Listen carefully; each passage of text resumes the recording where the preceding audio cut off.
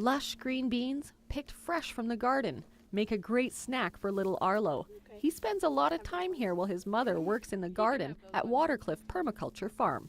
For me, it's living the dream to be able to have my kids here and garden and have them grow up in this landscape, you know, where they're growing up and they're learning about this as they grow. Back in the basket.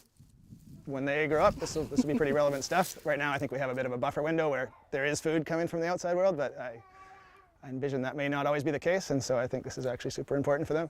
Paulin and his wife Lisa are able to realize this dream by being involved in a cooperative with the landowner and another family on Gabriola Island.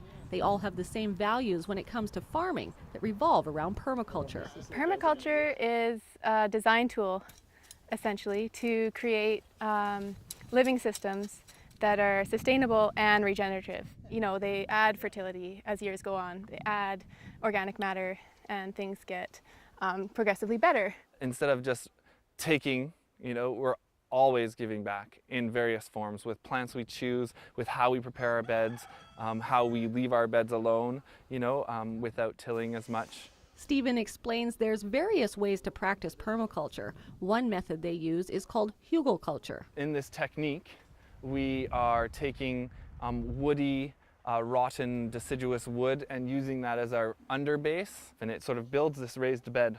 But essentially what it does is the rotten wood acts as a sponge, and so in the winter, it just, as water is coming through our system, the wood just takes up all this water and holds this water till its capacity. And then when it comes to times like this, we're getting pretty late in the season, we haven't had a lot of rain, that wood will start releasing that.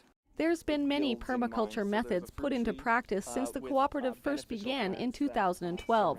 Landowner John Campbell couldn't be happier about the arrangement. But they've done wonders with it, absolutely wonders. They've worked like beavers, they've been here every single day, and they're doing a fantastic job. You can see what it is just after 14 months, so we can imagine what it'll be 2 or 3 years out. It's possible to create systems that grow healthier over time. That to me is what the future is all about. Yeah. Both families value the cooperation they've built with each other as well as the landowner and feel the methods are working so well they hope to share them through workshops at Watercliff Permaculture Farm. On Gabriola Island, I'm Kelly Robinson.